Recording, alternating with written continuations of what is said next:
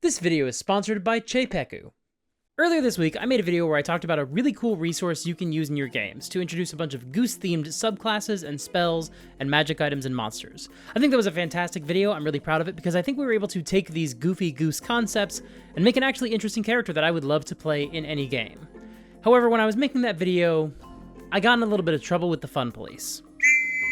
That's right, I argued that you were making D&D far too silly. If people follow your advice, they're only going to ruin their campaigns. Right, and I would personally argue that D&D games can be silly, and in fact, maybe they're all a little bit sillier than we tend to imagine them. And I would argue that we can embrace the silliness, or even ramp up the silliness, and still not do what people are worried about, still not devalue the campaign or reduce the tension. That's my argument. Go ahead, make your argument, but if I don't like it, I'm taking you downtown. Oh, what are you gonna do, put me in fun jail? Yes, that's exactly right. Oh. Okay. Well, yeah, just give me a few minutes to make my case, and if I can't convince you that D&D games can be silly, then I guess go ahead and toss me in the paddy wagon. Oh, don't be silly. A paddy wagon is far too silly a name. I'll just tie you to the front of my tank. What the fuck? Why do you have a tank? I'm a cop. Jesus, yeah, okay. I guess give me a minute. Go sit over there if you wouldn't mind. I'm watching you. Yeah, that's the whole idea. Okay, so we're going to talk about just how silly D&D can be as a baseline, looking at our understanding of what the average campaigns, if such a thing can be said to exist, look like, how silly they are, and especially then looking at the content within the game itself. And then we'll talk about how you can embrace the silliness and do so in a way that doesn't make your games matter less to your players. Because that's the big worry. Not that your game might have some jokes in it, but that it'll make your campaign feel like it matters less. And I'm hopefully going to demonstrate how it doesn't have to be the case. And of course, because I'm me, I'm going to wind up using a whole lot of examples from superhero comics and TV shows. Honestly, this is a topic I've been thinking about a lot, specifically as I've been watching a bunch of superhero cartoons, doing research for things like my Big Bad video and some other videos I'm working on, which you'll see semi-soon. But specifically, as I've been watching some of the sillier entries in the superhero genre, I've seen a very clear parallel between those shows and our own D&D games.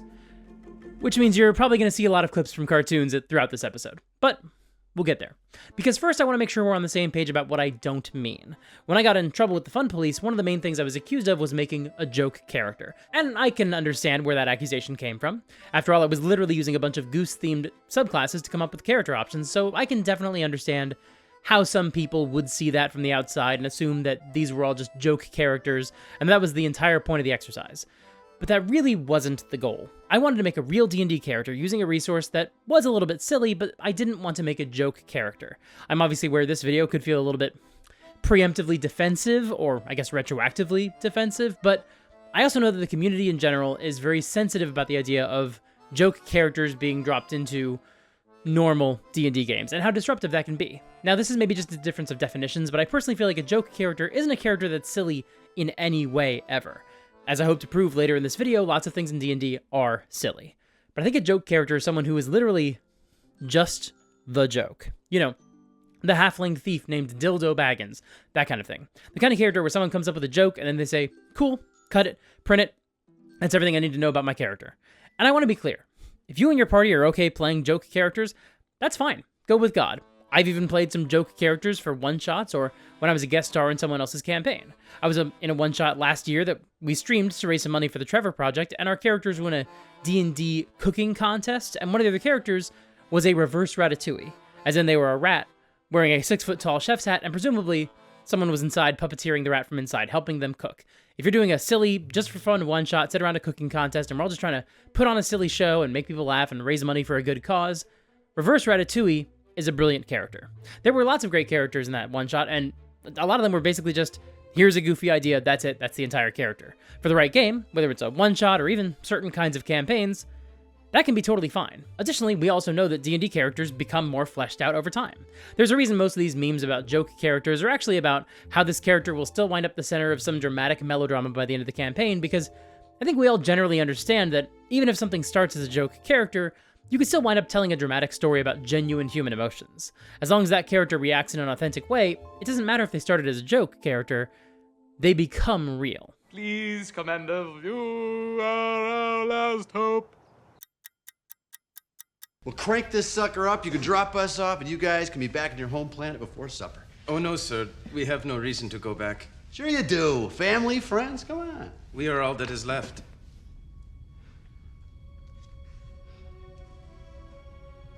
But the reason some people don't like joke characters is specifically when they show up in campaigns that don't make sense, where they don't fit with the tone of the game. Like, Galaxy Quest is a perfect movie, literally a perfect movie. It's completely accessible if you're a Star Trek fan and you get all the references, or if you know nothing about Star Trek other than just sort of general vibes of it based on existing in the world. It's also the only good live-action Tim Allen movie, but even setting all that aside, it's a comedy. If it were a D&D campaign, having a character like Mathazar would not be disruptive. It would fit the premise of the story you all agreed to tell together. I don't think a character like Mathazar would fit if you wanted your campaign to feel more like Dune. I think that's where the real issue with joke characters comes from. It's not just about somebody not taking the game seriously. It's about them specifically not meeting the game master and the other players on their terms. If you're trying to run a serious game with political intrigue, I'm never going to be the person who tells you that you have to allow joke characters at your table. That is definitely not the point that I'm making today.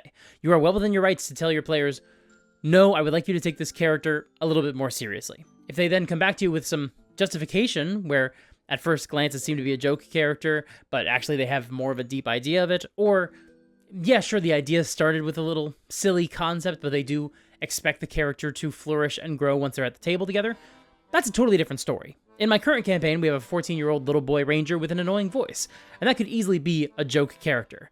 But he also has a tragic backstory of basically being a former child soldier, and it's not just for flavor. It wasn't just an excuse so someone could sneak a joke character into my game. Their backstory has absolutely informed the way they play their character multiple times, even in just the first few sessions they were there. So when I say that your game can be a little bit sillier, I don't mean just to fill it with joke characters, because quite honestly, if you're playing with joke characters already and everyone's on board with that, you don't need my invitation to figure out how to make your games be silly. You've probably already got that figured out. Likewise, I also do not mean a game where people make a lot of jokes either in character or out of character. People make jokes at D&D tables all the time. If your characters were playing through the D&D equivalent of the Shawshank Redemption or Prisoners, your players would probably still find some way to make some Princess Bride references. That's normal. People make jokes to cut the tension, and they have a removed element from their characters. They're always going to make jokes that wouldn't necessarily make sense if they were actually in that situation. So when I talk about running a campaign that embraces silliness a little bit more, what I actually mean is not a game where the characters make jokes. I think most tables are going to have players making jokes and even characters making jokes that may not necessarily make sense for their characters to make, but they're being made by the player, and that's totally fine. Sometimes, though, your players might have a plan they put into action, and that plan is silly. But that actually opens the door to my next topic, because this is, I think, the second category of silliness you're going to find in a D&D game. Player shenanigans. I know some game masters have a hard time with player shenanigans. They don't like the idea that players aren't taking the world seriously.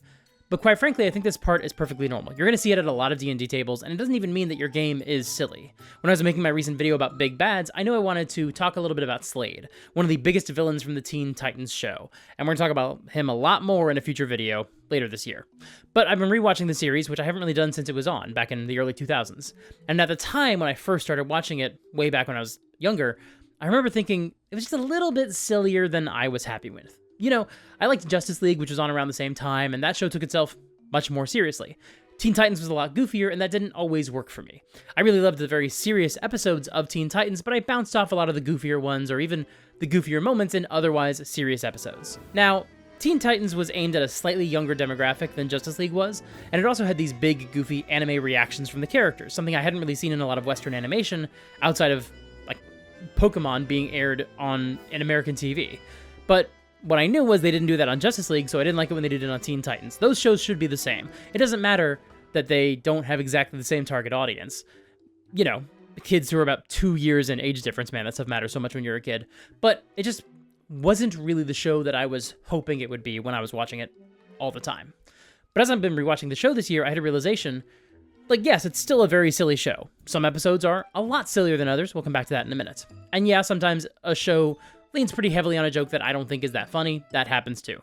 But as I was taking notes on lessons we could apply to our own D&D games, I realized most episodes of Teen Titans fall into the exact same level of silliness as your average game of D&D.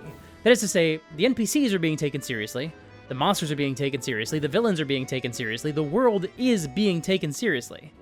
But it's the characters who are being goofy. And in most episodes of Teen Titans, it's not really any of the bad guys who are doing the big, goofy, cartoony reactions or ridiculous shenanigans. Sure, you have some, but usually the bad guy is taken seriously, and it's really only our heroes who are being really goofy. And even then, there are a lot more episodes than I remembered where the main storyline for the heroes was actually played pretty much straight. My memory definitely betrayed me, and I sort of combined a bunch of different things in my head and sort of assumed that a lot of the goofier elements that took me out of the show were much more omnipresent than they actually were. I'd remember the show as anytime the Titans were hanging out in their tower, things always got very goofy. But that wasn't necessarily true. And even when it was, sometimes it was actually used much more deliberately and strategically than I remembered. Because this time around, I actually noticed one of the really clever things the show did, which is that if there's an episode where the main characters are having an argument with each other, the show will sometimes use goofiness to keep the argument from feeling too serious and from dragging down the episode. For example, in the first episode produced, the third one to air, Robin and Cyborg have a big fight, and Cyborg ends up quitting the team for most of the episode. And their fight is played as big and goofy and cartoony. Everything is ramped up to these truly cartoony levels, and it's not what they're saying, but it's the way that it's being framed and presented to us. Because I think the episode would not work if it felt like a real argument, because we don't know these characters that well yet. This is a brand new show, and they don't want us to dislike those characters. Not only is this first episode trying to make sure you understand the tone of the show, where there will sometimes be much more big and goofy reactions to get a point across, but also sometimes they're going to use those to cut the tension. The characters in that show have a lot of arguments, especially in the first season, because we're getting to know these characters, we're seeing their flaws, we're seeing them bounce off of each other in interesting ways, and they're learning lessons along the way. So because there are so many arguments throughout the first season, you need to make them feel a lot more goofy, because otherwise, if the fights feel too real, we're not going to like these characters because they fight in every other episode, but it doesn't feel like it because it's presented in a silly way.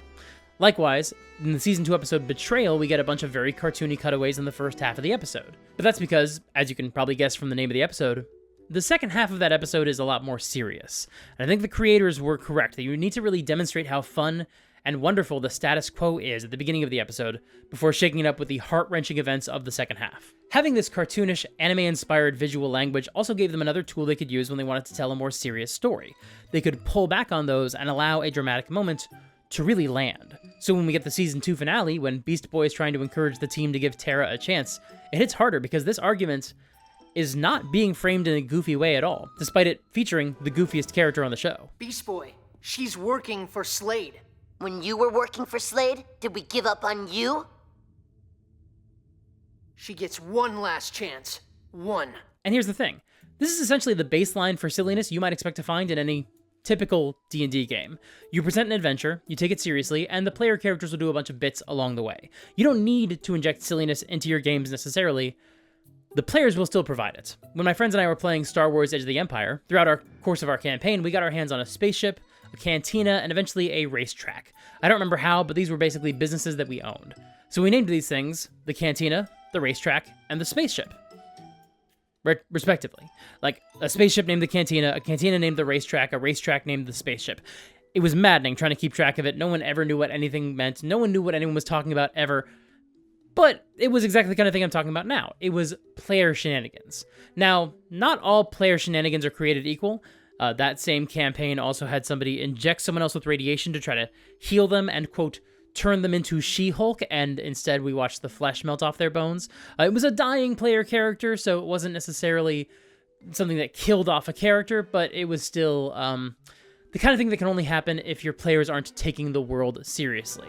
And that is the danger of player shenanigans. You want to watch for when the shenanigans cross over to the point where they're not taking the world of the game seriously, when they're coming up with these plans that are ridiculous and heightened, and that part's normal. Players will yes-and each other, they'll add on each other, they'll try to one-up each other, they'll wind up doing something kind of silly, partially to make the rest of the table laugh, partially because they get swept up in it, but what you want to watch for is when it crosses over the line and it becomes clear they're not actually taking the world of the game seriously because they feel like there's not actually any consequences for their actions. But if your players are actually taking the world of the game seriously, and as long as you're making sure there are consequences for what they do, then the shenanigans will still get silly sometimes, but they'll still be more reasonable because your players will actually be motivated not by trying to make the other people at the table laugh or by just doing random XD things to troll people, but instead they'll be motivated by earnest attempts to solve the problems that you've put in front of them.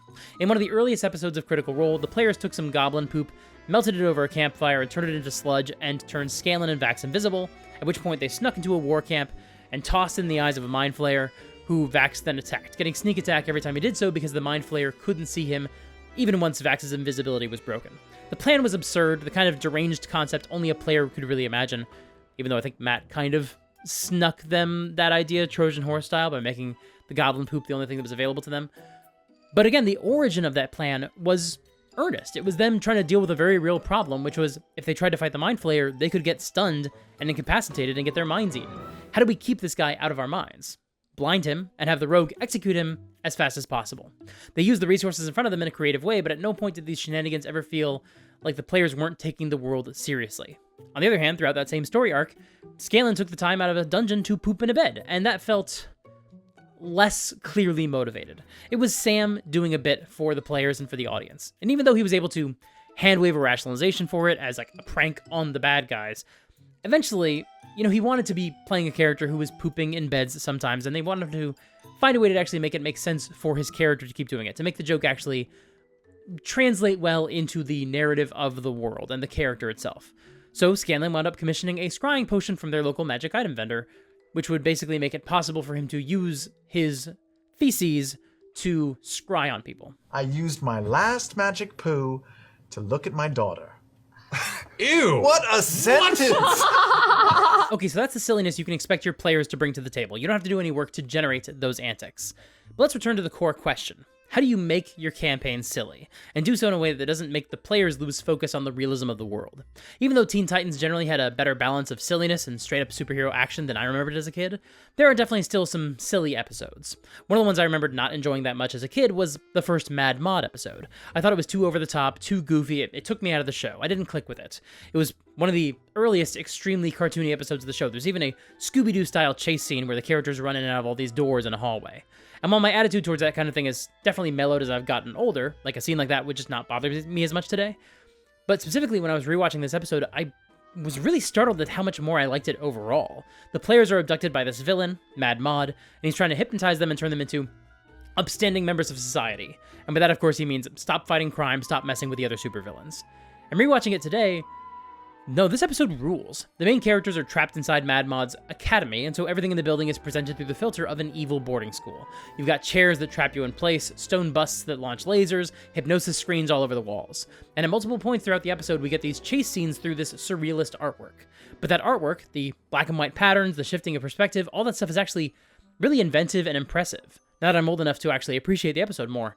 It reminded me a lot of the movie The Thief and the Cobbler, if anyone's familiar with that movie. It was also released in theaters under the name Arabian Nights, and had all this truly inventive imagery in it as well.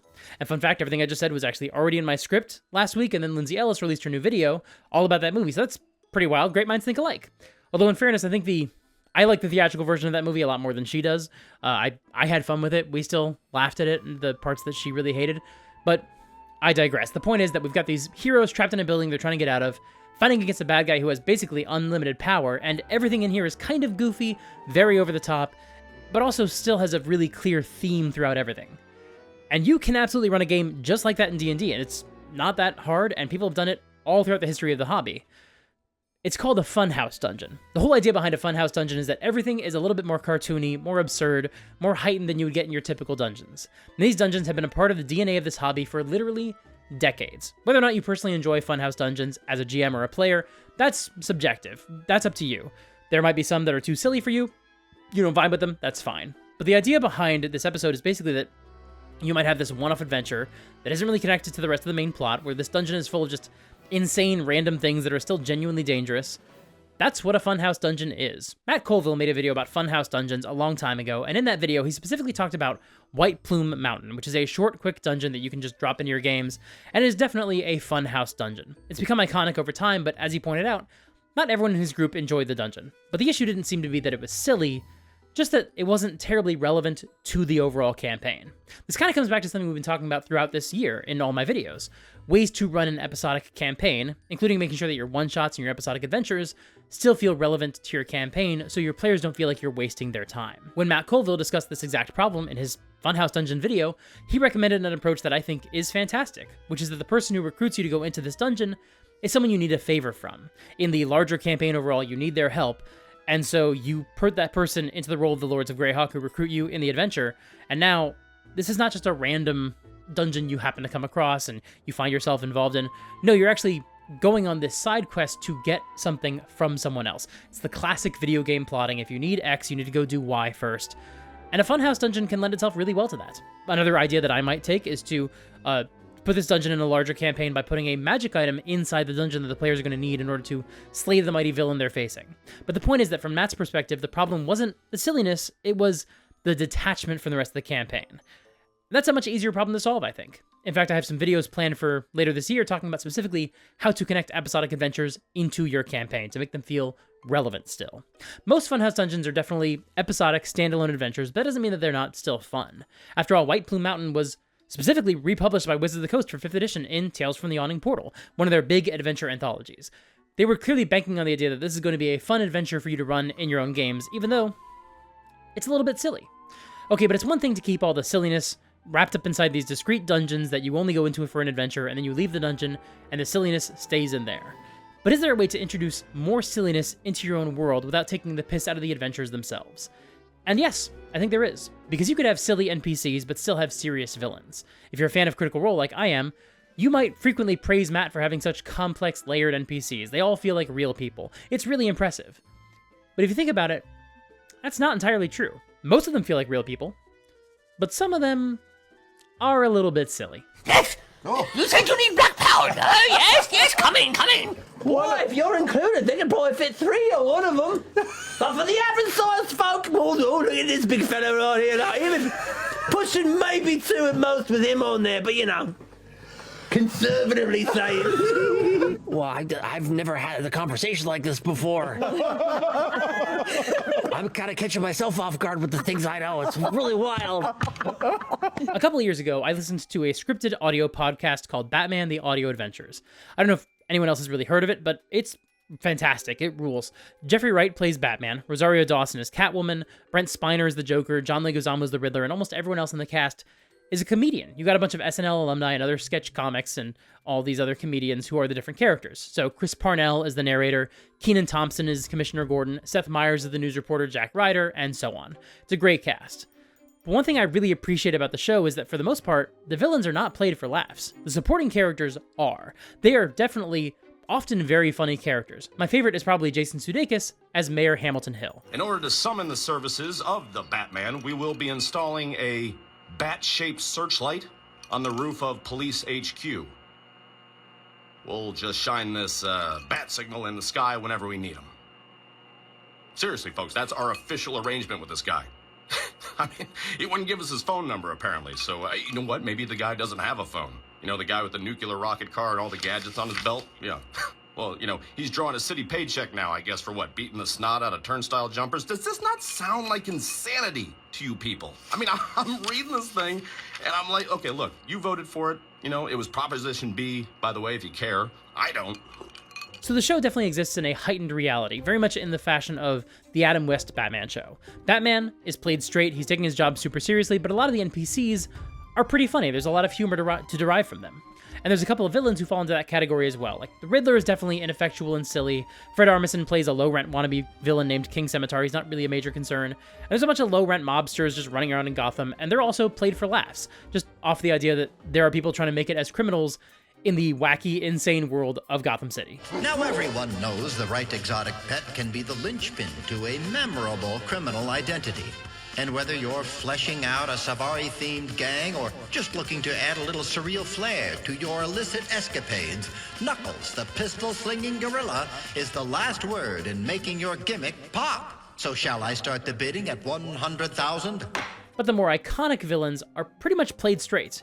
They're still big and cartoony, they owe a lot of inspiration to the 60s show, but they're still dangerous. I remember this specific moment that really stuck with me, where the Penguin, played by Bobby Moynihan, threatens somebody.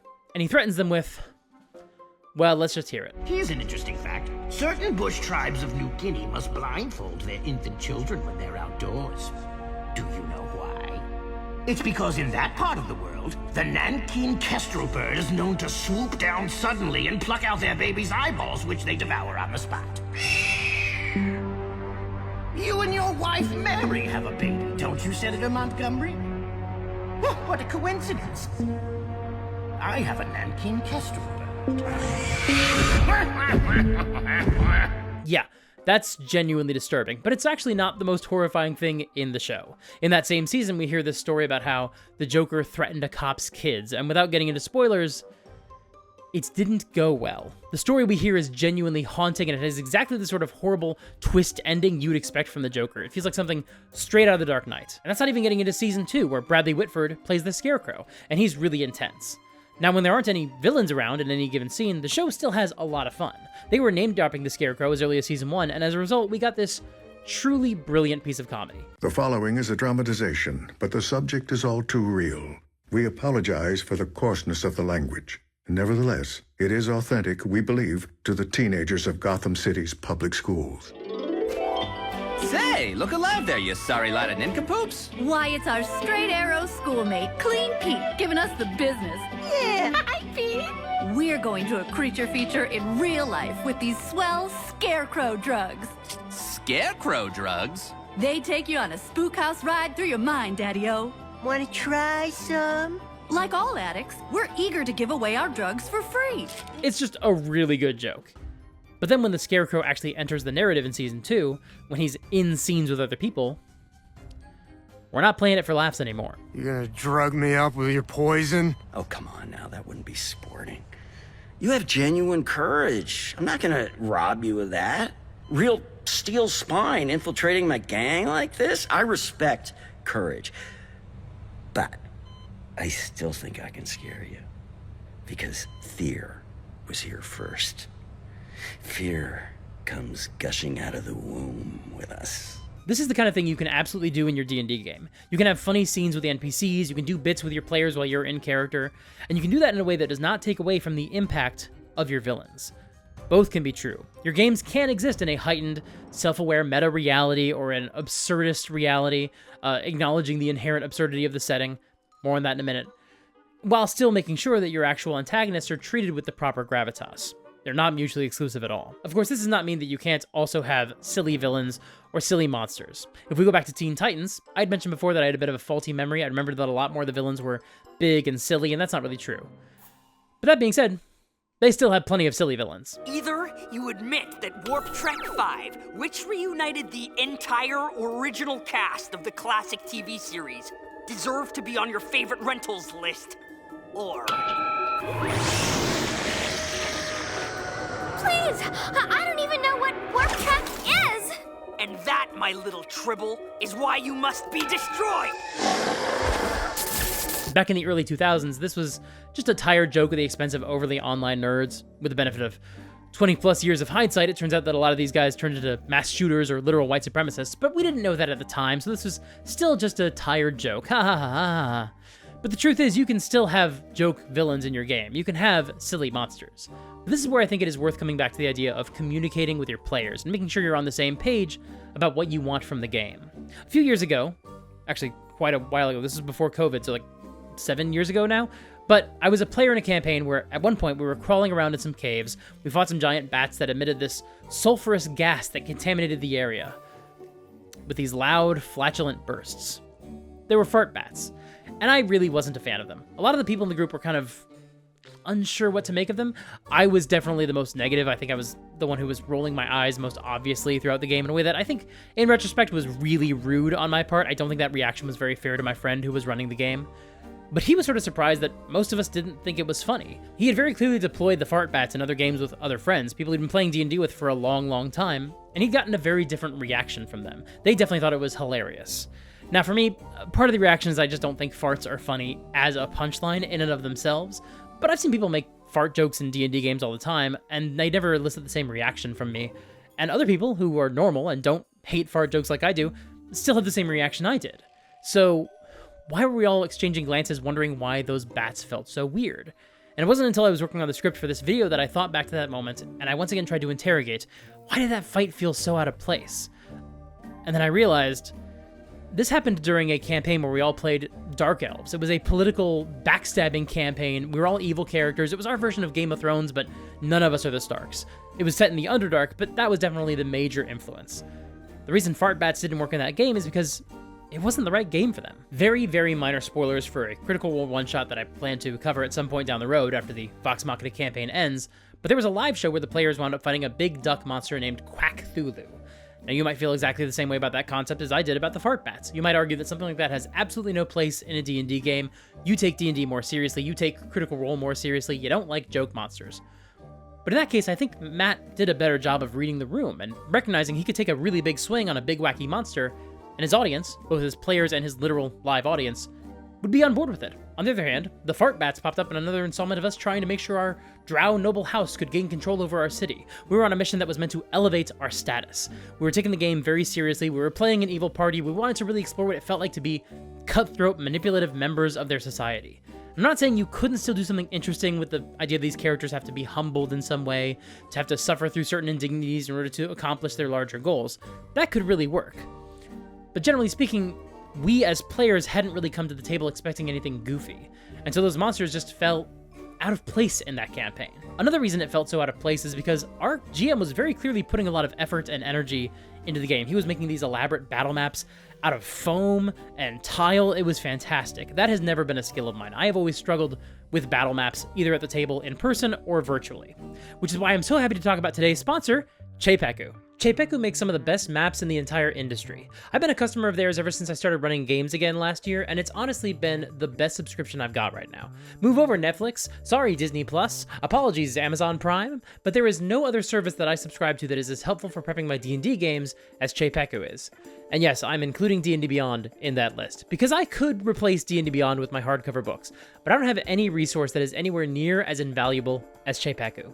But actually, because we're talking today about animated shows, where the backgrounds are these really gorgeous paintings that you can just place the characters into, I want to talk about how Cheipeku has kind of the same thing. They have scenes. And if you're running a more theater of the mind game, or even just a role-playing scene, but you want to still be able to show your players what the environment looks like, they have these incredible, gorgeous scenes that you can show your players. For example, I'm awful at describing what cities look like, but I could use scenes like the beach town, or the beachside bazaar, or the Elven City Center, or the Jin Gardens. I could just show those to my players, and they would have a much better idea of the city than what I'm able to describe. And some maps actually have scenes attached to them, so you can show your players the scene for the archaeological dig, and then if there's a fight, you can move over to the tactical map for that setting.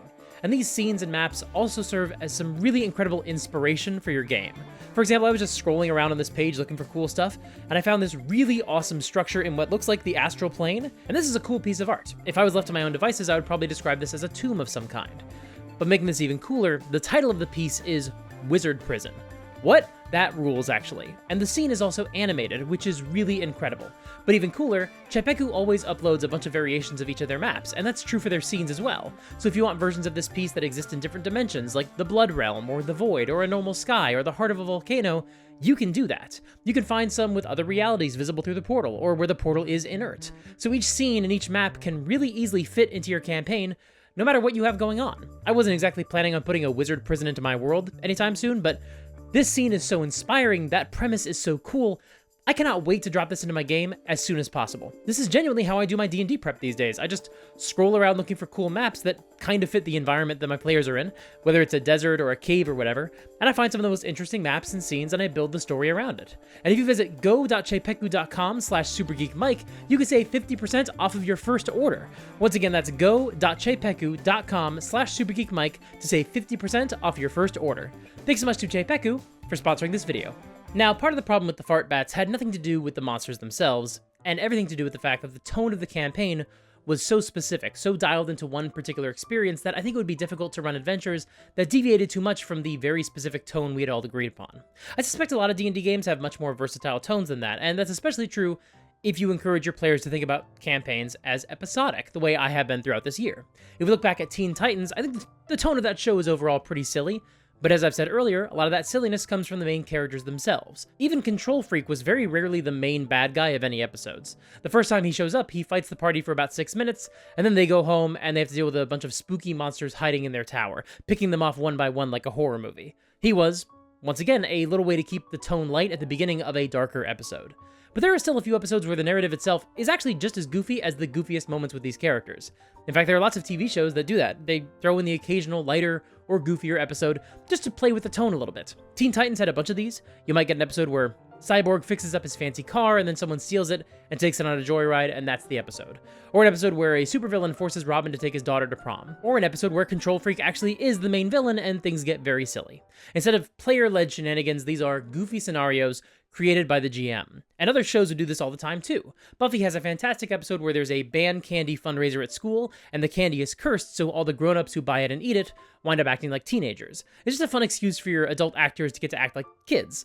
Although it also kind of demonstrates how our main characters, who are high school seniors, they're in their last year as children before they become legal adults, and it's about how they have to start growing up themselves and taking accountability because they can't rely on adults to do that for them anymore. So actually, maybe that's a really good metaphor, not just straight across the plate silliness. Also, it ends with a bunch of cultists trying to feed a bunch of babies to a demon, so yeah, still a very silly premise, but it also winds up being taken very seriously within the text. I can't decide if that's a good example of what we're going for or a bad example, because it's very silly, but also very much tied into the personal arcs of the characters and the narrative of the season, and that's all awesome.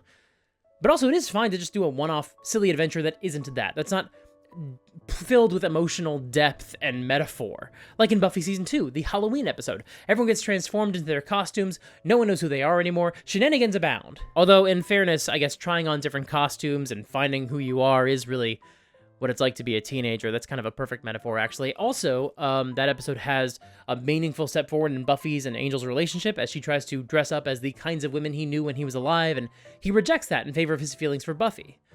So, okay, that is also really powerful metaphorically. So, okay, same season, Bewitched, Bothered, and Bewildered. Xander casts a love spell on Cordelia, but it goes very wrong and winds up making every other woman in town fall in love with him, and he has to deal with an angry mob trying to seduce him or kill him in a fit of jealousy. That's perfect. Magical shenanigans that aged kind of poorly. That's exactly the kind of time-wasting nonsense I'm looking for.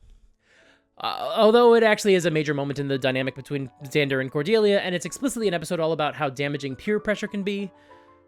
Man, it's really hard to find an episode of Buffy the Vampire Slayer that isn't also a really excellent metaphor for growing up. This sounds like a great show that everyone should watch. So okay, let's pivot. Let's talk about Justice League Unlimited. It's also a great show, but unlike Buffy, it's not trying to be a metaphor for the perils of growing up as a young woman, so we shouldn't run into this same problem again. One of the first episodes of that show is This Little Piggy, where Circe, the witch from the Odyssey, curses Wonder Woman and turns her into a pig, and Batman has to try to change her back. That's a fantastic example of the GM using magical shenanigans to torment their players in the form of a fun episodic adventure. Although that also is the episode where we get a strong sense of the budding relationship between Batman and Wonder Woman, and he winds up having to go to unexpected depths of his emotional soul in order to rescue her, really being vulnerable for the first time in a long time. Am I blue? Am I blue? Ain't these tears in my eyes telling you? But okay, what about the episodes where they get turned into kids? Our Justice League heroes have to get turned into 8-year-olds to infiltrate a world full of children and fight Mordred, the evil child from the King Arthur myth. That's a really fun episode. It's the ultimate in GM-generated shenanigans. Everyone gets turned into kids. Surely there's nothing in that episode that's actually extremely raw and emotionally vulnerable, right? Circumstances aside, it was kind of enjoyable to be a kid again. I haven't been a kid since I was 8 years old. Oh my god, he's gonna break my heart. Okay, maybe no more Batman episodes. Maybe Batman is just too emotionally loaded. Maybe you can't do a silly cartoon starring Batman. So let's pivot to somebody else. Who's the silliest member of the Justice League? I mean, that's gotta be the Flash, right? So what's the silliest Flash episode? The episode with the Flash Museum is pretty great. Wally's the main character the first time they go to Gorilla City. That's obviously very silly. Oh, wait. Of course. It's the Great Brain Robbery. That's not Flash's mind. It's Lex Luthor. What? What have you done to me? That's Luthor. In one of the ultimate examples of suspension of disbelief, in the most staggering series of compounding coincidences I've seen since the movie Pitch Black, the Flash and Lex Luthor are both having their minds probed at the exact same time by people looking for similar information, and they wind up switching bodies from across the world. And now Lex is loose in the Justice League headquarters trying to escape in Flash's body, fighting the entire league, demonstrating just how dangerous the Flash could really be if he tried, while Flash is in the headquarters of a supervillain syndicate trying to pass himself off as Lex so he doesn't get discovered. And the truth is, we don't mind how ridiculous the setup was to get to that point, because it's one of the best, goofiest episodes of the entire show. You gonna wash your hands? No, 'cause I'm evil. It's a simple smash and grab. It's also gonna be the largest single robbery in history. Whoa. I mean, Lex Luthor is pleased. Carry on. Lex, you're having a difficult day. If nothing else, I can at least learn the Flash's secret identity. I have no idea who this is.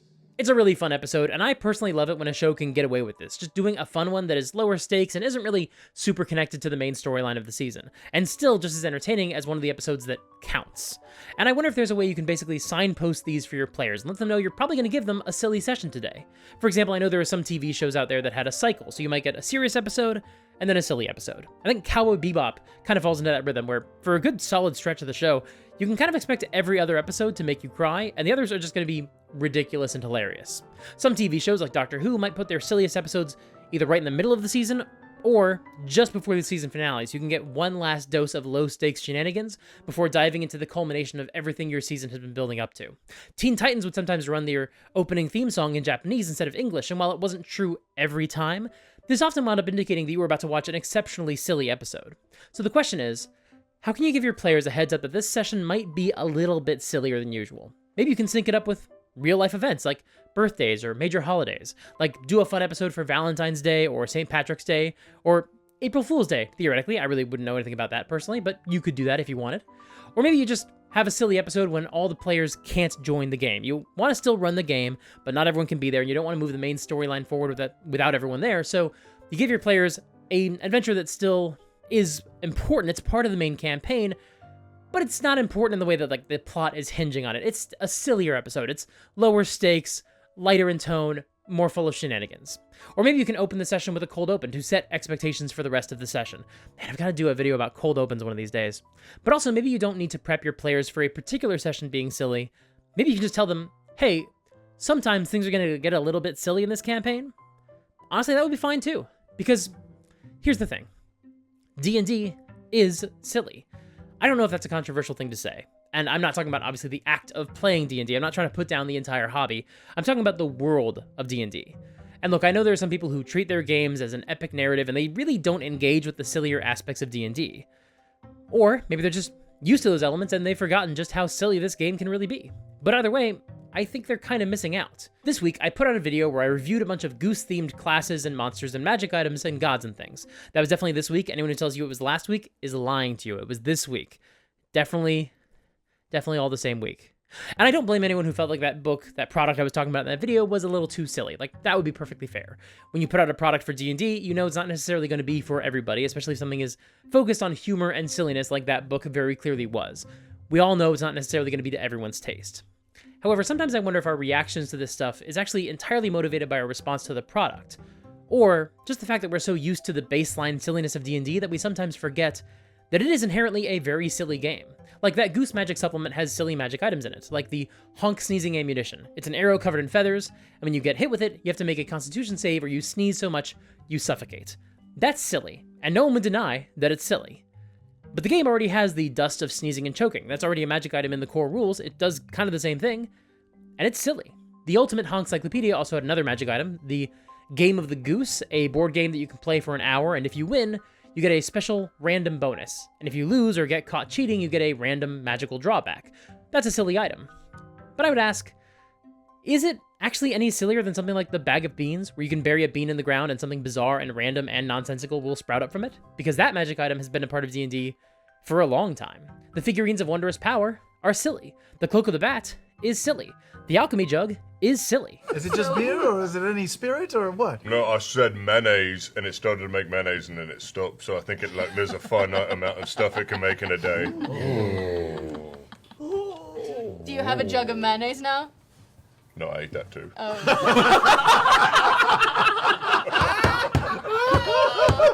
Okay, but maybe you don't use those magic items. You think they're a little bit too silly, so you don't put them in your game. Fair enough.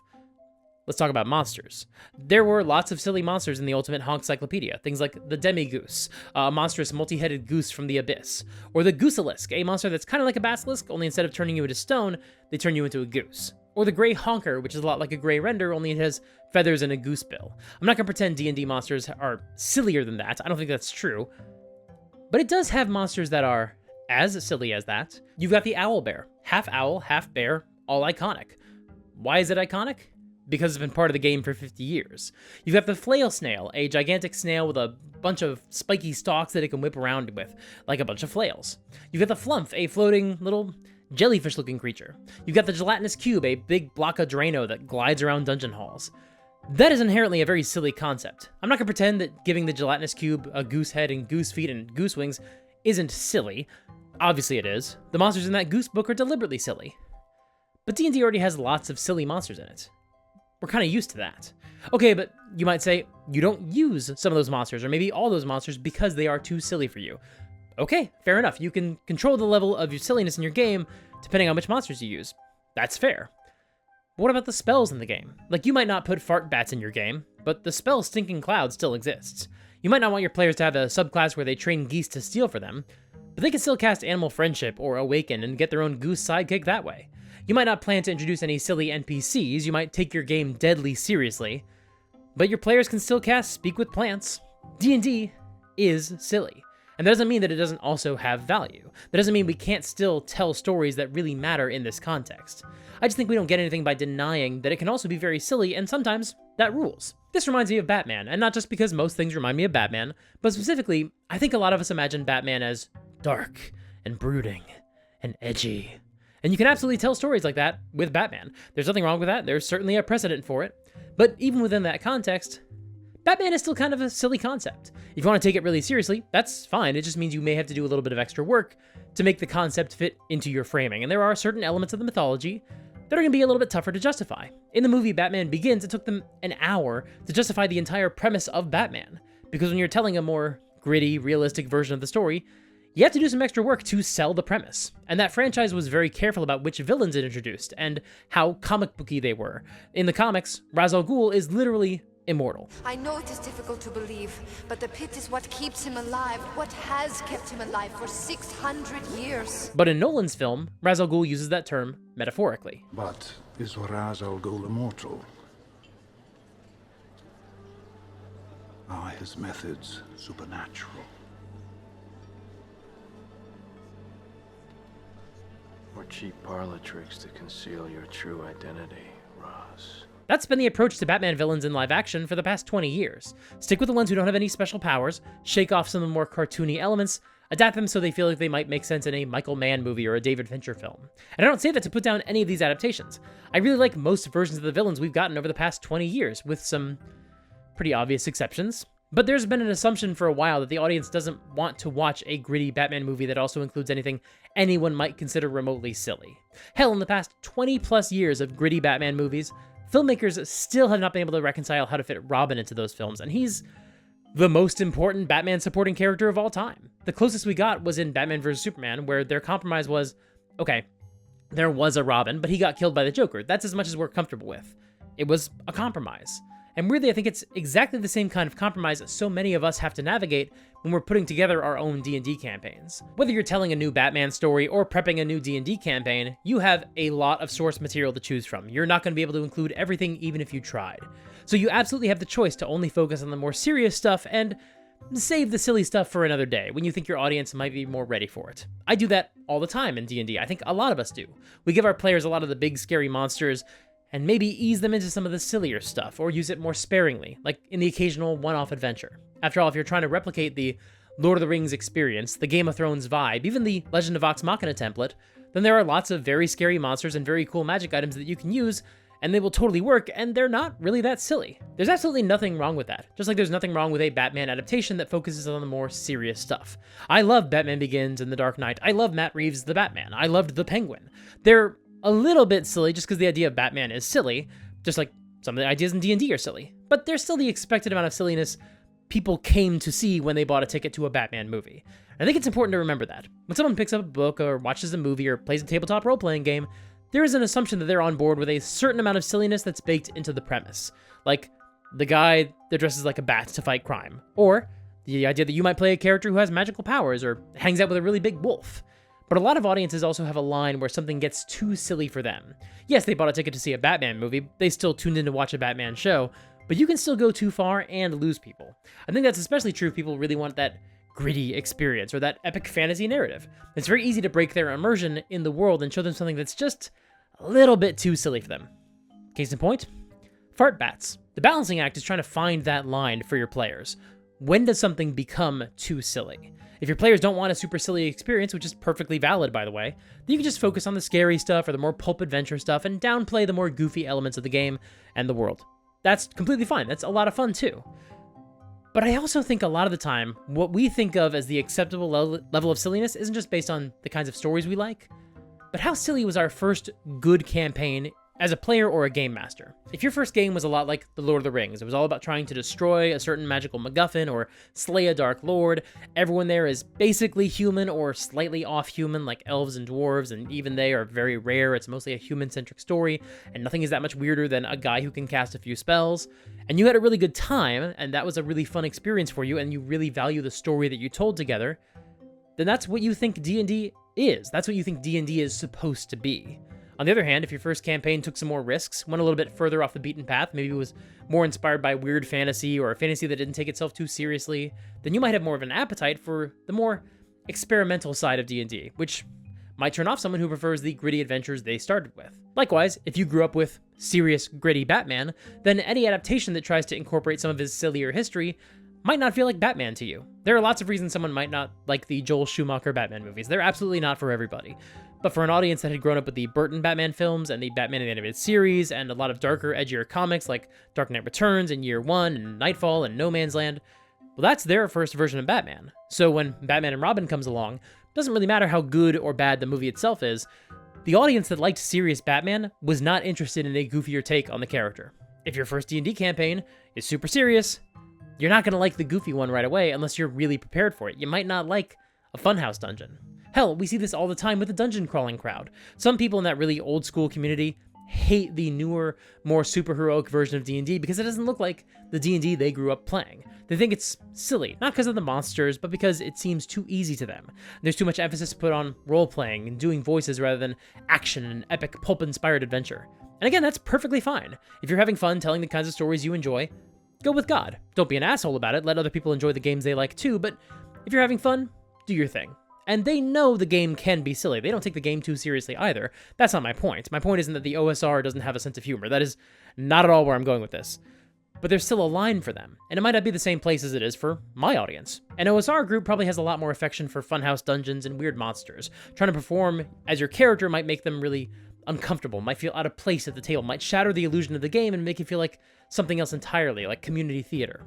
On the other hand, people in my corner of the hobby are much more focused on epic narratives, and so if they see a super silly monster in a session, it breaks the constructed reality of the narrative, it makes them feel self-conscious, and it pulls them out of the game. However, I don't think these two approaches have to be completely mutually exclusive. I believe that if you dive into some of the weirdest stuff from the wider canon of D&D, and you fold it into your narrative, you can tell some really fantastic stories. Again, using Batman as our example, when Grant Morrison started writing Batman comics in the mid-2000s, that was their central premise. Still do some serious Batman stuff, but start folding in some of the sillier concepts that have been phased out over the years. They included the Batman of all nations, a bunch of Silver Age characters who are basically the Batman equivalent of their respective countries, and then they drop those characters into a murder mystery where they're all being picked off one by one, like an Agatha Christie novel. They revisited the Batman from Zur-En-Arrh, the time Batman went to Planet X and got special powers, just like Superman, and worked alongside that planet's own version of Batman, their colorful crime fighter. But if that's too silly, okay, fine. This version of the Batman of Zur-En-Arrh was a backup personality that Bruce Wayne created in case he ever had a psychotic break. They reintroduced Batmite into the comics, the goofy little imp that used his magic powers to mess with Batman sometimes.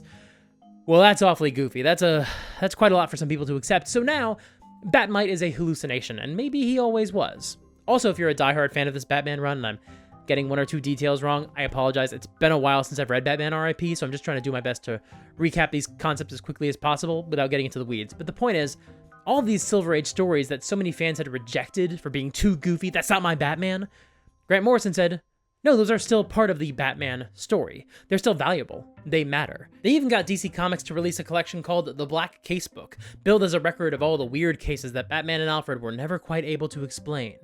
And there's a bunch of wacky Silver Age stories like The Batman of Zur-En-Arrh, or Batman of All Nations, or Robin Dies at Dawn, or The Rainbow Creature, or that time that Thomas Wayne dressed as a bat for a Halloween party. And Grant Morrison was extremely clear that these were the stories that they were using to inspire their comics run, specifically taking all these wacky Silver Age concepts and adapting them for the modern audience. So that is another way that you can start folding in some of the wackier concepts of D&D into your game. Find them way to put them into your story, acknowledge that they're canon, and maybe don't make them as silly as they could be. It's the same thing we saw with The Dark Knight, adapting some of these ideas to be more palatable for a more modern audience. But Morrison did so with the really weird shit that the movies would basically never touch. with one amazing exception. In our D&D campaign, we don't have to be locked into the lore. You can pick or choose as needed and adapt stuff that you don't think your players would normally go for. Like, you might want to use a Modron, but you don't like the idea, or you don't think your players would like the idea, of a whole other race of robots from another dimension. And the way that they're designed or their origin, just it feels a little too silly to you. Okay, maybe someone built them. They're a recent development. They're not a whole species from another reality. They're a construct that was developed by a scientist. Okay, that's interesting. You could go somewhere with that. It's really fun. You can still use the same stat blocks and some of the same artwork, and maybe some of their motivations can be similar, if not exactly the same. That's cool. Maybe you want to use mostly fairy tale monsters. That works better for the story that you want to tell, so you don't have a lot of interest in using a beholder. It doesn't fit your fairy tale vibe. Well, maybe you can flavor it as the severed head of a cyclops, being piloted by a colony of pixies, and they're circling around it and levitating it, or they're tangled in its hair and hanging off of it that way, and they're shooting their spells out at the players, and so functionally, it's very similar to having a beholder with a bunch of eye stalks, but this new flavor works better for the story you're trying to tell. Or maybe you like the idea that there was this medieval-style world that was completely normal and mundane, but then there was this one magical event that created all these monsters. So you don't have a bunch of old monsters buried in ancient dungeons. Instead, they all came to this world really recently. Okay, that's a really fun, really interesting concept for a campaign, but obviously that makes it difficult to justify something like an undead mummy lurking in a tomb. But you could have a necromancer or a demon trying to animate the dead, so they basically resurrect a mummy that way. Grant Morrison's Batman run shows us that just because the tone of your story is not in line with everything in the entire canon of your source material, in our case, 50 years worth of D&D adventures and stories, that does not mean that you have to throw out the baby with the bathwater. You can still fold all that stuff into your game whenever you want to, and just do a little bit of work to reskin it or justify it or make it more palatable to your audience, and then you can still play with all the fantastic toys in the toy box. But even so, I still think Morrison's run is kind of a product of its time because they felt the need to justify the weird stuff or keep it at a distance by implying some of it was a hallucination. I like those stories quite a bit, but okay, there are two main issues with the Morrison Batman run. The first is that Morrison's Batman run and Justice League runs are kind of directly responsible for the very tired idea that Batman is unbeatable with enough prep time. Not Morrison's fault that the nerds have then taken that and run it into the ground and made it something that I'm so sick of hearing. I do not want to hear about Batman's prep time ever again. I don't blame Morrison for that. It's just, that is kind of where that really got really bad. But setting that aside for today, the other kind of, I don't even want to say this is an issue. I don't blame Morrison, but I do feel like as much as I enjoy Morrison's Batman run, I think they were really designed to ease their target audience into a more colorful, Silver Age inspired story, but still keeping all that stuff at a distance, because I think, rightly or wrongly, Morrison didn't really trust their audience to accept that the Grim Avenger they'd been reading in the past 20 years would be the same Batman who had to wear a bunch of colorful costumes that one time. I don't think Morrison was wrong, but it's kind of unfortunate that they probably were correct and they felt modern comics fans are not going to go for this stuff unless it is really filtered through a more gritty lens. It works well in those comics. I've seen other people try to do something similar in other stories, and it really does not work. Identity Crisis comes to mind. And you might be in the same boat in your own games. You might not have any problem with including the weirder aspects of D&D in your world or your campaign, but your main concern is that your audience, your players, might not be receptive to it, depending especially on how they got into D&D. And I think you could be right about that. Like, I think Morrison was exactly right. Their approach exactly worked for what they were trying to do. Just like with D&D, Matt Mercer on Critical Role really made sure the first campaign, the Vox Machina campaign, was a lot more straightforward. It was focused on, the very iconic monsters and villains, and didn't really get into too much of the really weird stuff, with the exception of something like the Deck of Many Things or a couple of other magic items. Like, it always seemed to me like Matt felt like his audience, specifically his players, were still new enough to the hobby that he wanted to really curate their experience and not give them too much of the wacky stuff early on, because he didn't want to spook them. I don't think it's a coincidence that his players fought like 7 dragons across the course of that campaign, because those are monsters everyone can understand. Vampires are a monster that anyone can understand. Again, absolutely nothing wrong with that. As I hope you know by now, I like the Vox Machina campaign quite a bit. But of course, if we're talking about adaptations that really do use all the toys in the toy box and don't keep them at arm's length and truly embrace the goofy stuff, there is actually an even better example than Grant Morrison's Batman comics. And it's Batman the Brave and the Bold. This show is basically a spiritual sequel to the 1960s Adam West show. It's very silly, but the character of Batman is played totally straight. He's a champion of justice who takes his job very seriously. But the situations are all incredibly absurd, because this show really did embrace all the weird, wacky history of the character in the comic books. Not just from the Silver Age, but everything. The first episode literally opens with Batman and Green Arrow tied up in a death trap, while the Clock King cackles above them, wearing a very literal costume. In the second episode, Batman gets turned into a gorilla. Sometimes an episode will just open with Batman in the far future, hanging out with Kamandi, or in the Old West working alongside Jonah Hex, and there's absolutely no effort made to explain any of it. Because this version of Batman he gets pulled through time sometimes, and that's just part of his job. It's not a big deal. They would sometimes do a cold open that was a direct reference to those wacky Silver Age comics, or they would fully adapt one of those comics to be the main plot of an episode. Like they would just do the Batman of Planet X as an episode, or that story where Thomas Wayne dressed up as a bat that one time. Hell, the show was so willing to embrace the silliness, Batmite was a major recurring character. Now you might be watching this video and saying to yourself at this point, okay, hold on just a second. Every other thing you've said in this episode so far has been incredibly smart and well thought through and well researched and directly applicable to our own games. I absolutely understand and agree with every point you've been making, and I'm engaging with them in good faith, and I agree that the more you engage with the broader canon of D&D, the sillier your games are likely to become, and that can in fact be very rewarding if you embrace the silliness rather than trying to dress it all up as something super serious. And by the way, you're looking especially foxy today, but come on, Mike, that has nothing to do with an extra-dimensional imp from another reality who can manipulate the world around them. That's not relevant to D&D at all. To which I would respond, first of all, foxy? Me? Thank you. But second, you might think that an interdimensional imp with reality warping powers has nothing to do with D&D. But believe it or not, in my own home games, we had our own version of Batmite. If you don't know what I'm talking about, Batmite is a comic book character who's from another dimension, where everyone has godlike powers, and he's just a really big fan of Batman, and he wants to help Batman be a better hero, and wants to give him the best experience possible. But often when he tries to get involved, he just makes situations more complicated. He's very similar to Mr. Mxyzptlk from the Superman mythos, only that guy hates Superman, but Batmite loves Batman. He's a big fan. The Teen Titans cartoon actually had a similar character, Larry, who was basically Robin's version of Batmite. And he also used his power to try to help Robin, but he makes the situation a lot worse instead. These are all extra-dimensional beings who have enormous power over reality, and they basically just use their powers to screw with mortals in ways that they think are funny or neat. Oh man! You guys aren't even trying! I need to raise the stakes!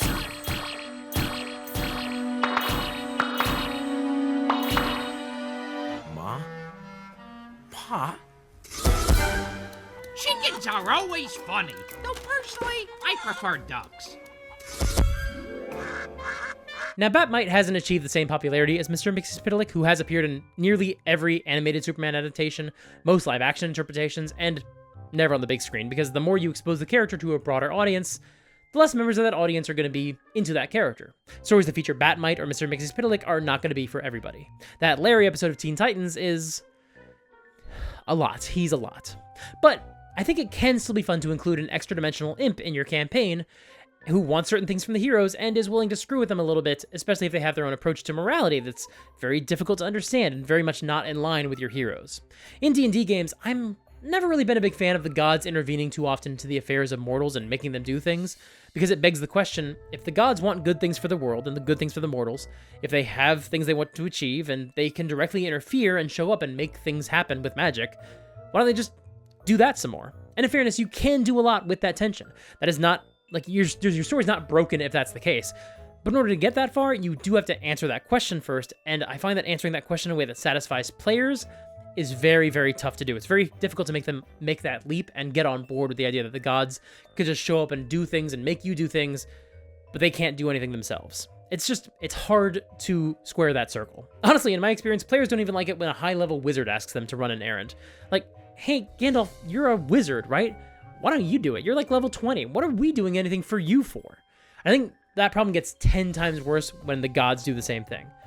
But I really enjoy these extra-dimensional characters because they have their own rules for how their magic works, or for when they can visit our world. You make me say, spell, or otherwise reveal my name backwards, and I'll split until our dimensions come into alignment again in about, 3 months, give or take. And they have their own sense of right and wrong, which definitely does not line up with our own. The Death in the Family saga. On that one, the fans got to choose what happened to Jason Todd. Guess how I voted. And because they don't experience consequences the same way we do. Their actions might lead to totally huge, disastrous fallout they never could have imagined. The Joker just escaped from Arkham Asylum. What an incredible coincidence.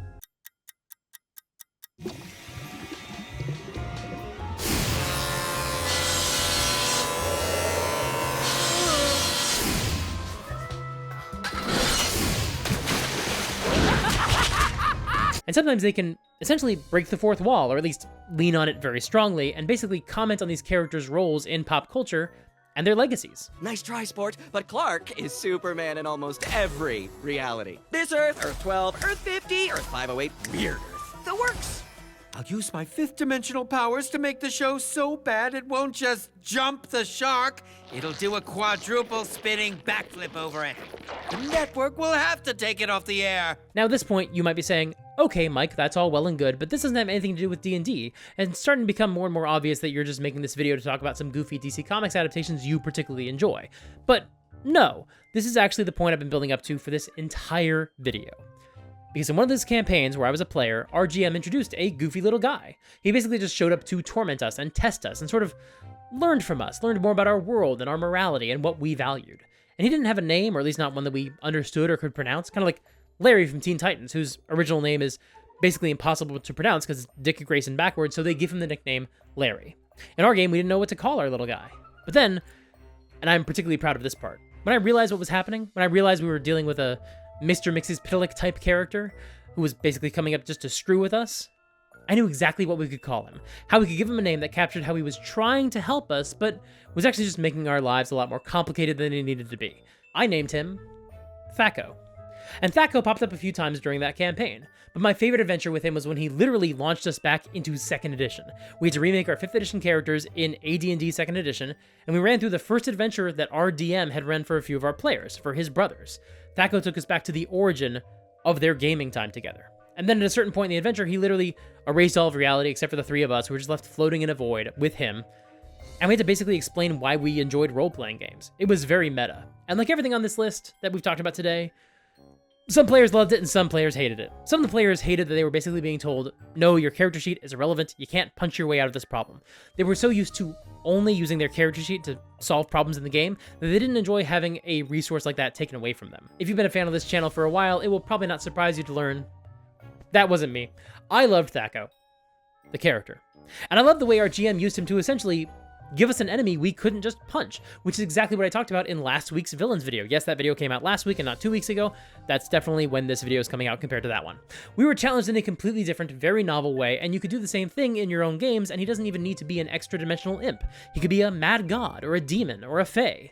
After all, everything I just described about Mr. Mxyzptlk, warped sense of right and wrong, only able to interact with our world at certain times, a disinterest in consequences, that all sounds very, very fae to me. Or you could introduce a mischief maker who's based on a real-life mythological figure like Puck or Loki. After all, Loki was very much this type of character when he popped up on Supernatural, if I remember correctly. Or you can introduce a genie who broke free of their bondage. Maybe they still have some limits on their power, certain rules they have to follow, or they don't. And this genie just has the power of a god and the capriciousness of, well, Mr. Mxyzptlk. Or maybe this is how you bring your warlock's patron into the story every once in a while. Or maybe it's some elder god from across the other side of the universe. Maybe it's the Urgoose from Wednesday's video. That would actually be perfect for what we're talking about. This chaotic being from the days before the creation of mortals, just fucking with people. And of course you could do a Guildford Gottfried voice, and it's not just a Mr. Mxyzptlk reference, but also a reference to the Affleck duck. I know a duck's not a goose, but you know, it's close enough. It's a pretty perfect parallel. Or maybe you can use the Dungeon Master from the old D&D cartoon. Maybe it's just the Cookie Crisp Wizard. Maybe it's Oddwick. He's not doing anything right now. He's dead or whatever. Maybe it's like my wizard character, the Judge. And this is just a wizard who's been reincarnated 100 times and is now like level 2000 and barely remembers what it was like to be human. Again, Oddwick is not the Judge. I want to be clear about that. The Judge is a character I made up. Oddwick is a real-life algorithm wizard. But if he was secretly the Judge, which he's not, but if he was, that's how I would explain it. They're two different characters, two different ideas, but like if I wanted to link them, which I don't, but if I did, that's how I would make that make sense, which is not the case. They're different characters. But the point is, yeah, I really want to run a game where some sort of cosmic, cartoony character starts screwing with the heroes. It would be pretty silly, but then again, so is everything in D&D. And so if I'm running a game where you can just throw everything at the wall, use all the weird stuff, then including a goofy little guy might be just the cherry on top. Or maybe I'll just run a Batman campaign and have some fun with Batmite. That might be fun too. So, what do you think, officer? Do you think that I've made my case that this goose-related supplement from my last video is not all that much sillier than what we're used to in D&D? And it just feels that way because it's just not something we're used to, but it's actually not that much sillier than the rest of the game. Well, I can't say I approve of the silliness here today, but I suppose, in a sense, I can understand your argument. You're saying that our expectations for how silly one's games can get are based entirely on what they consider natural for D&D, based on the fiction that they enjoy.